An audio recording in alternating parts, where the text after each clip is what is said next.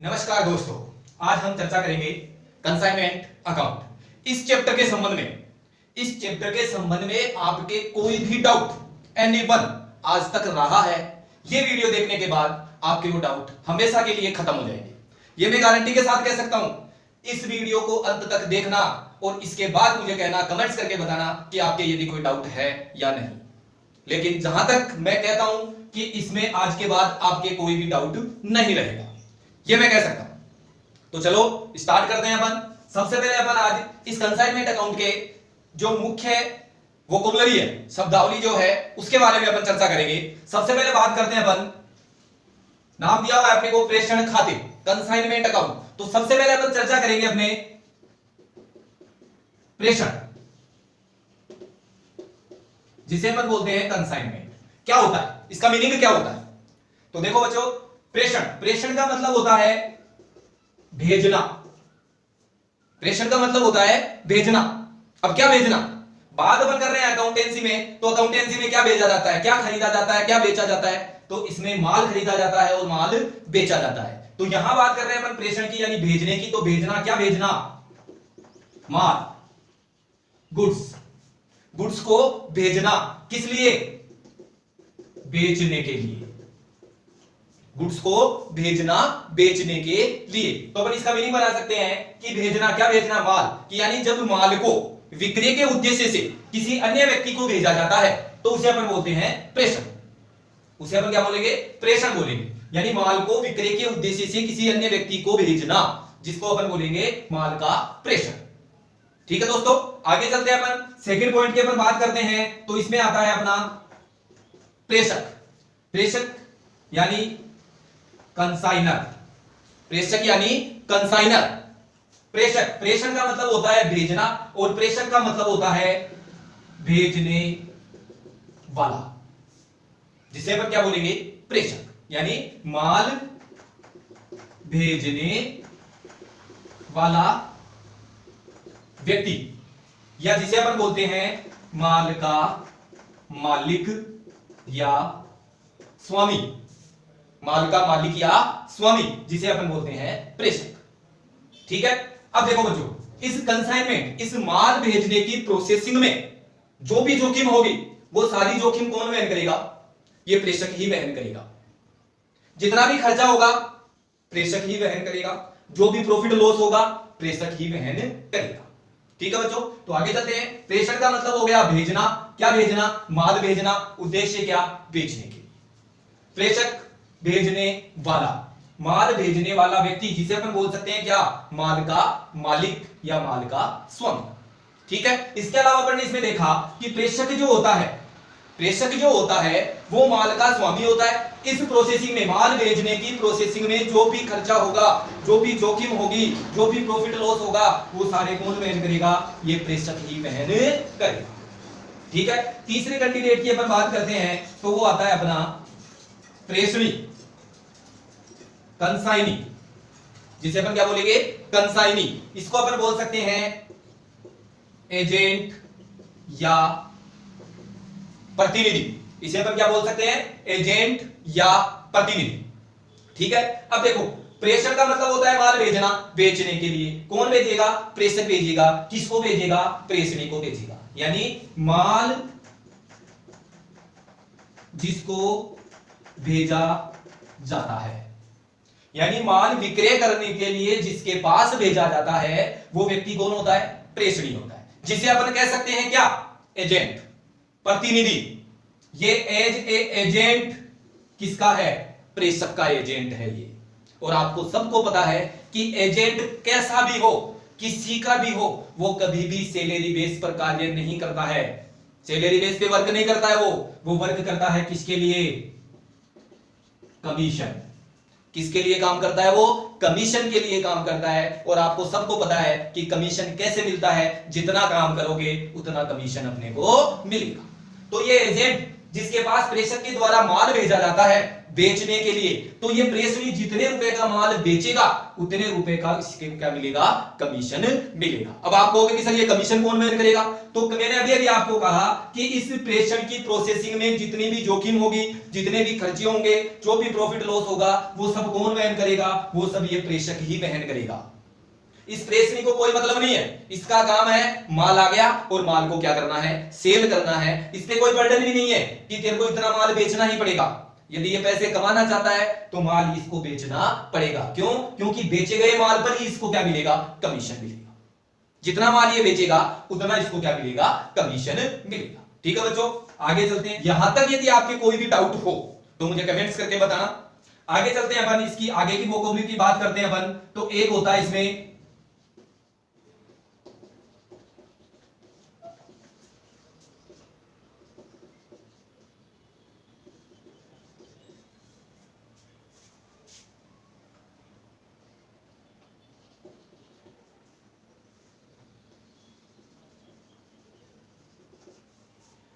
अगला पॉइंट है अपना विक्रय विवरण, सेल्स स्टेटमेंट।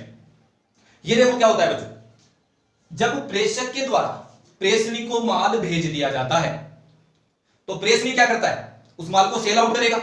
तो कितना माल किस मूल्य पर उसने बेचा, कितना माल किस मूल्य पर उसने बेचा, उसका जो विवरण होगा वो विवरण क्या कहलाता है।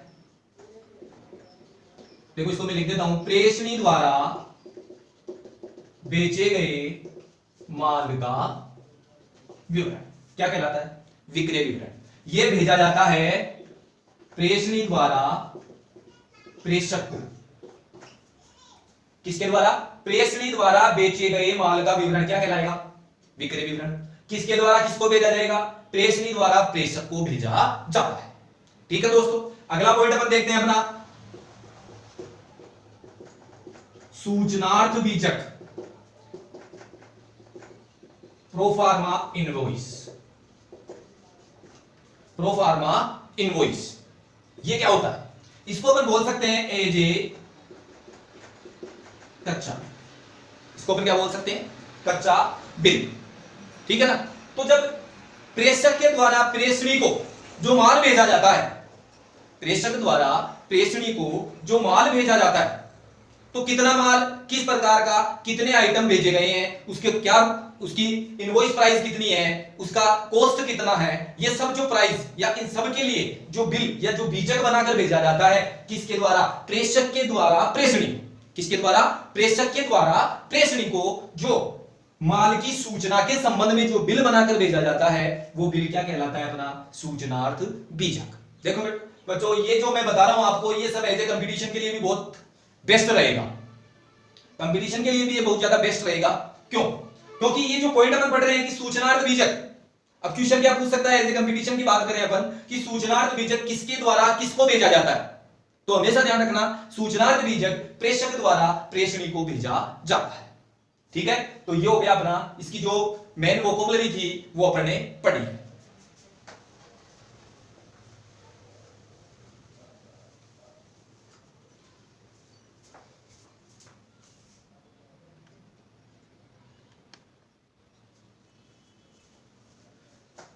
अब दोस्तों अपन आगे बात करते हैं। अभी अभी अपन ने चर्चा की,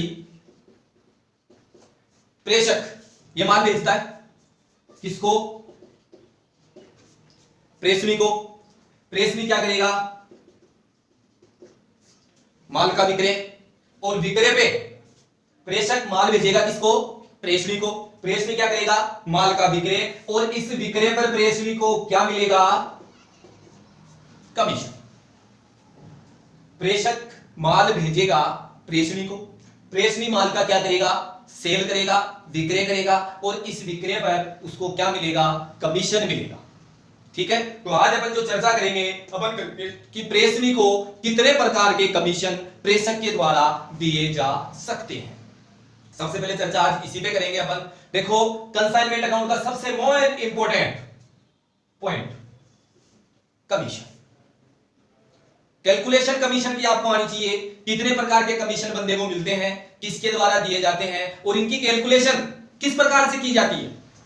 देखो मैंने आपको पहले भी कहा था कि मेरा वीडियो आप अंत तक देखोगे, आपकी किसी प्रकार की कोई भी प्रॉब्लम कंसाइनमेंट अकाउंट में होगी वो आज के बाद नहीं रहेगी, ये मैं आपसे कह रहा हूं।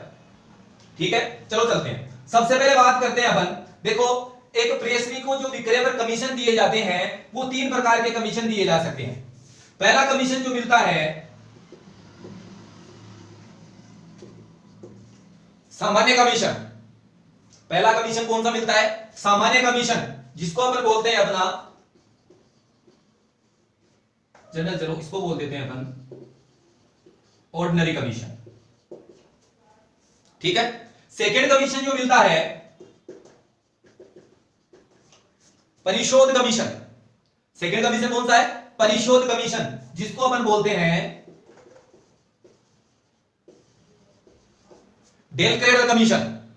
और थर्ड कमीशन जो मिलता है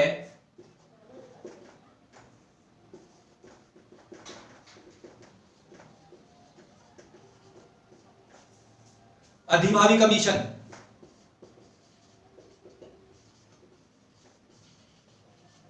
ओवर राइडिंग कमीशन, जिसको अपन क्या बोलेंगे? Over riding commission. तो देखो एक प्रेषक के द्वारा एक प्रेषणी को, एक प्रेषक के द्वारा एक प्रेषणी को जो कमीशन दिए जाते हैं वो कमीशन कितने होते हैं? 3। कितने कमीशन मिलते हैं? 3 कमीशन मिलते हैं। पहला कमीशन सामान्य यानी ऑर्डिनरी कमीशन, सेकंड परिशोध यानी डेल क्रेडल कमीशन, और थर्ड अधिभावी कमीशन यानी ओवर राइडिंग कमीशन। 3 प्रकार के कमीशन एक प्रेषणी यानी कंसाइनी को एक कंसाइनर के द्वारा इस कंसाइनमेंट की प्रोसेसिंग में दिए जा सकते हैं। ठीक है, एक एक की कैलकुलेशन अपन अलग अलग देखेंगे कि किस प्रकार से किस कमीशन की गणना किस प्रकार से की जा सकती है, कौन सा कमीशन किस प्रकार से कैलकुलेट करना है अपने को, ये अपने को पता होना चाहिए। मैं कुछ फॉर्मूलेस लिखूंगा और कुछ आपके सामने बेसिक नॉलेज भी दूंगा कि किस प्रकार से किस कमीशन को अपने को कैलकुलेट करना है। ठीक है, चलो चलते हैं।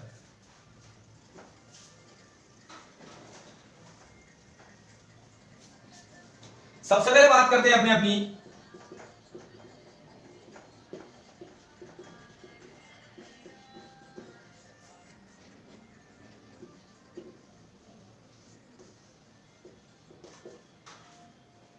Ordinary commission. ऑर्डिनरी कमीशन देखो सामान्य कमीशन, वैसे तो इसकी जो कैलकुलेशन होती है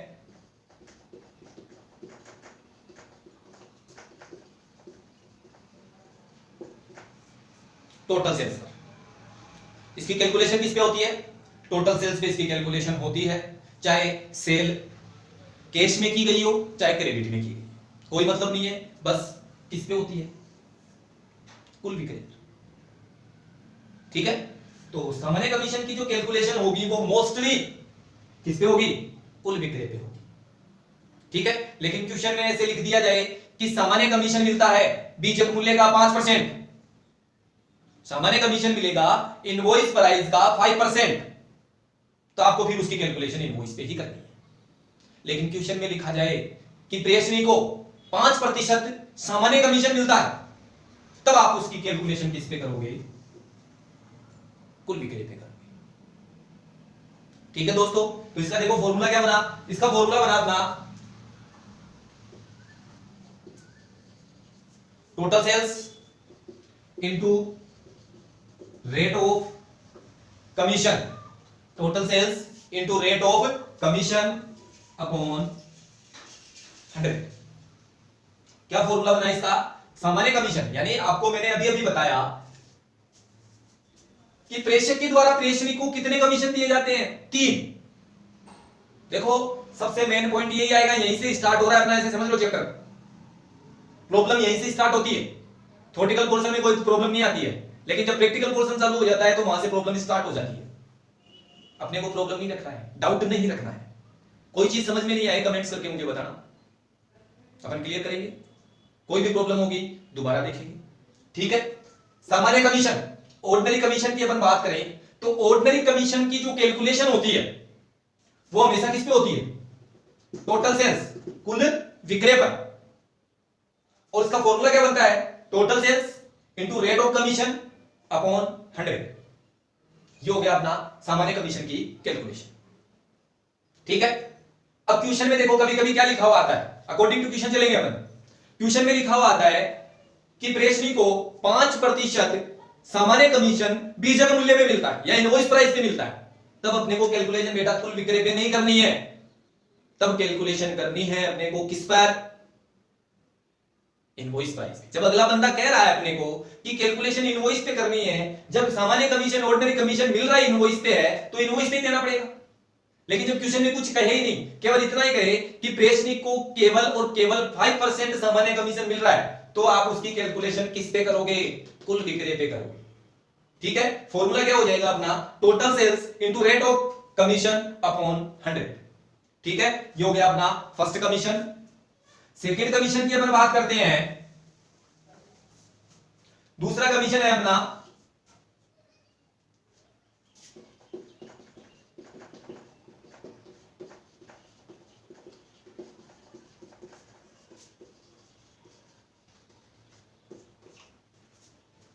परिशोध कमीशन, डेल क्रेडिटर कमीशन। देखो, डेल क्रेडिटर कमीशन भी प्रेषक के द्वारा प्रेषणी को ही दिया जाता है, लेकिन इसकी एक शर्त होती है, उस शर्त के बिना नहीं मिलता है। शर्त क्या है मैं आपको बता देता हूं। इस प्रेषणी ने, इस कंसाइनी ने माल बेचा उधार में, कोई बात नहीं, बेच दिया तो बेच दिया, ठीक है।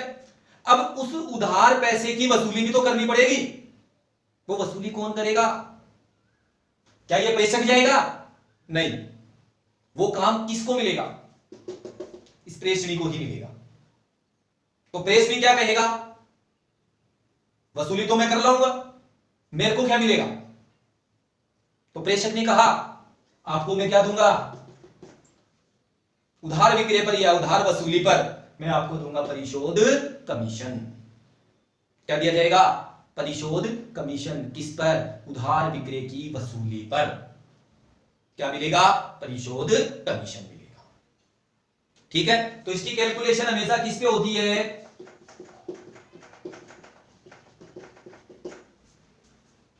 जैसे मैंने कहा कि सामान्य कमीशन की कैलकुलेशन टोटल सेल्स पे, कुल विक्रय पे होती है, उसी तरह इस परिशोध कमीशन की कैलकुलेशन भी किस पे होगी, उधार विक्रय पे होगी। ठीक है, तो इसका फॉर्मूला क्या होगा, credit sales upon rate of commission, sorry into rate of commission upon 100।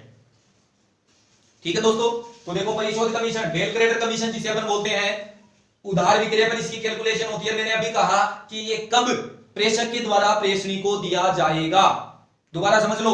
इस प्रेषक ने माल भेजा किसको, प्रेषणी को, कहा कि आपको माल सेल करना है, विक्रय करना है, तो प्रेषणी ने कहा विक्रय में कर दूंगा, कैश में या क्रेडिट में। तो प्रेषक ने कहा कैसे भी बेचो, तुम्हारी मर्जी। तो प्रेषणी ने कहा कि मैं उधार में बेचूंगा, तो वसूली कौन करके लाएगा, तो प्रेषक ने कहा आप लाओगे। तो प्रेषणी ने कहा मुझे क्या मिलेगा, प्रेषक ने कहा परिशोध कमीशन मिलेगा, किस पर, उधार विक्रय पर, उधार विक्रय की वसूली पर। तो सूत्र क्या बनेगा, फॉर्मूला क्या बनेगा, credit sales into rate of commission upon 100, credit sales into rate of commission upon 100। Clear दोस्तों, आगे चलते हैं, थर्ड कमीशन की अपन बात करते हैं। तो थर्ड कमीशन है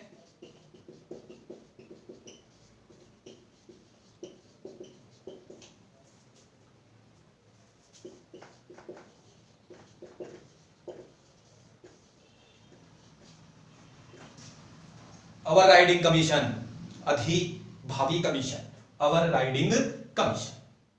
देखो, इस ओवर राइडिंग कमीशन को पढ़ने से पहले अपन एक चीज एक्सप्लेन और करेंगे, तभी ये चीज आपके समझ में आएगी। क्योंकि अपने दिक्कत कहां आती है, कंसाइनमेंट अकाउंट में कमीशन की कैलकुलेशन जब अपन करते हैं तो ऑर्डिनरी कमीशन में अपने कोई प्रॉब्लम नहीं आएगी। इस परिशोध कमीशन यानी डेल क्रेडिटर कमीशन में भी मोस्टली कोई प्रॉब्लम नहीं आती है, लेकिन प्रॉब्लम आती है जब अपन ओवर राइडिंग कमीशन की कैलकुलेशन करते हैं, तब अपने वहां क्या आती है, दिक्कत आती है। और वो दिक्कत कैसे आती है उसी को अपन यहीं दूर कर लेते हैं।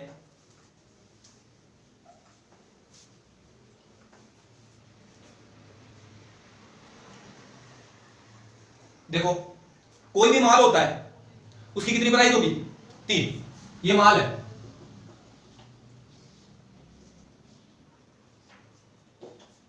इस माल की 3 प्राइस होगी। एक तो कॉस्ट प्राइस, एक होगी अपनी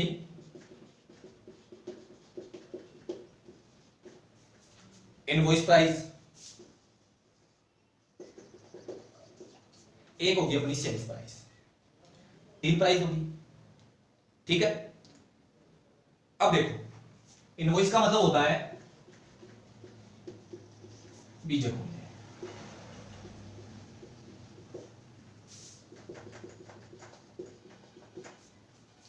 ये 3 प्राइस हो गई, लागत मूल्य, बीजक मूल्य और विक्रय मूल्य।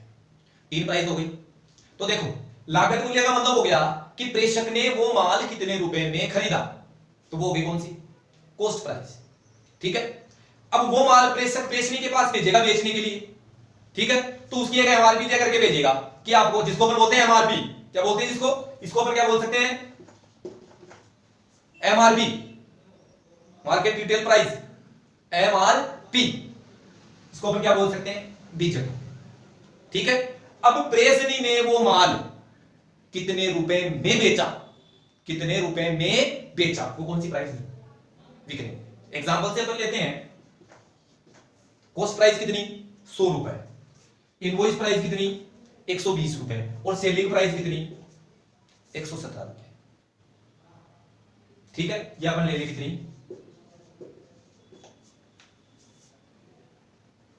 125 रुपए, ठीक है।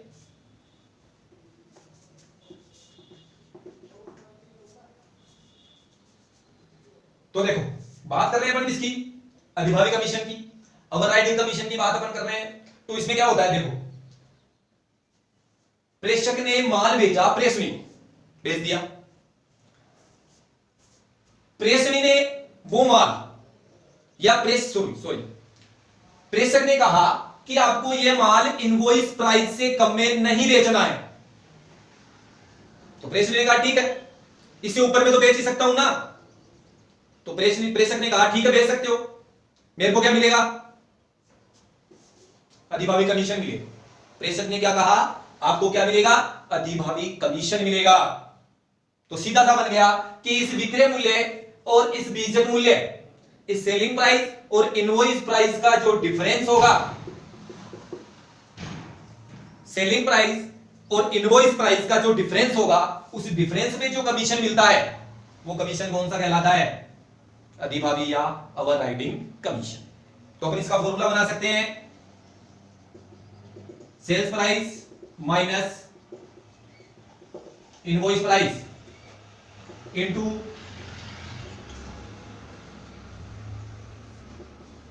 Rate of commission upon 100। सीधा सा है, इनवॉइस प्राइस सेल्स प्राइस, इस सेल्स प्राइस और इनवॉइस प्राइस का जो डिफरेंस होगा, sales price minus invoice price, दोनों का जो डिफरेंस होगा, उस डिफरेंस पर जो कमीशन मिलेगा वो कमीशन ही कौन सा होगा?